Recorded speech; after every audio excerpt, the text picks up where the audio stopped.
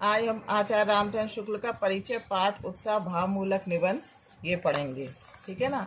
आचार्य रामचंद्र शुक्ल जी का जन्म हुआ था 11 अक्टूबर 1984। मृत्यु हुई थी 2 फरवरी 1941।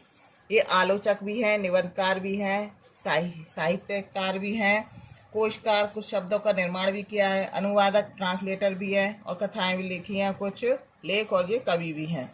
रामचंद्र जी की सबसे महत्वपूर्ण पुस्तक का नाम है हिंदी साहित्य का इतिहास, जो 1929 में प्रकाशित हुई थी। जन्म 1984 में बस्ती जिले के अगोना नामक गांव में। माता जी का नाम विभासी है। पिताजी का नाम पंडित चंद्रवली शुक्ल है। मिर्जापुर के लंदन मिशन स्कूल से सन 1901 में स्कूल फाइनल परीक्षा FA उत्तीर्ण की। 1903 से 1908 तक आनंद कादम्बिनी के सहायक संपादक का कार्य किया। जो इम्पोर्टेंट है याद करना। 1908 में काशी नागरिक प्रचारणी सभा ने उन्हें हिंदी शब्द सागर के सहायक संपादक का कार्यभार सौंपा। ये पत्रिका निकलती थी। वे नागरिक प्रचारणी पत्रिका के भी संपादक रहे। नागरिक प्रचारणी पत्रिका के संपादक रहे। बेटा ये जो कुछ बता रही हूँ ये बहुत महत्वपूर्ण है, आप याद कर लेना। 1919 में काशी हिंदू विश्वविद्यालय में हिंदी के प्राध्यापक नियुक्त हुए। 1919 में काशी हिंदू विश्वविद्यालय के प्राध्यापक कब नियुक्त हुए? 1919 में।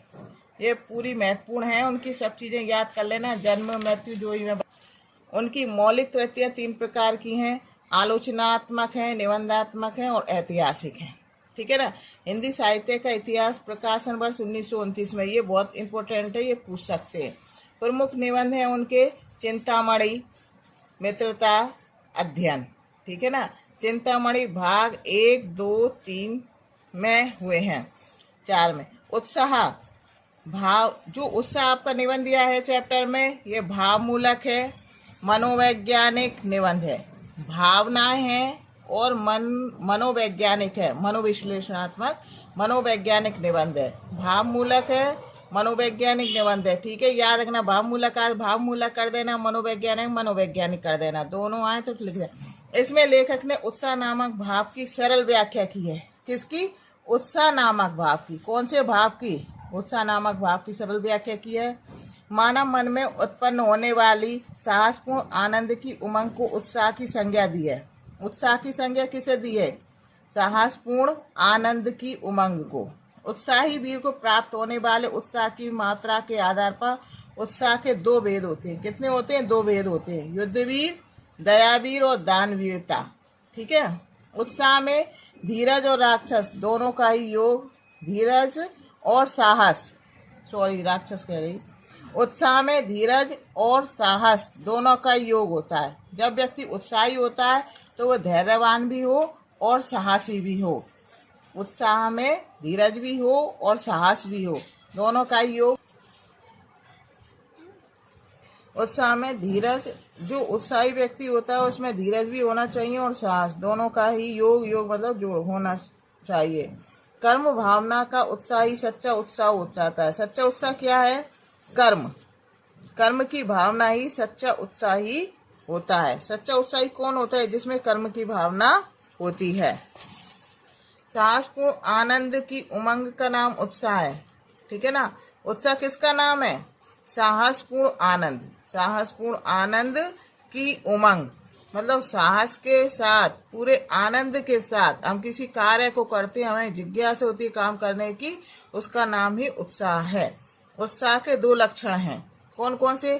किसी कार्य को करने के लिए सदैव तत्पर रहना और कार्य करने की प्रेरणा देना। कौन सी भावना उत्साह उत्पन्न करती है? कर्म भावना।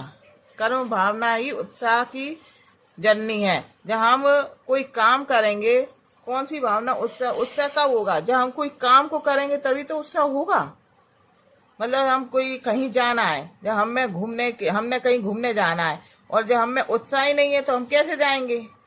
कोई कर्म इच्छा ही नहीं होगी कोई काम करने की। इसी तरह से समझो। ठीक है ना, कि कर्म भावना ही उत्साह की जननी है। जब हम कोई काम करेंगे तो हमें उत्साह आएगा।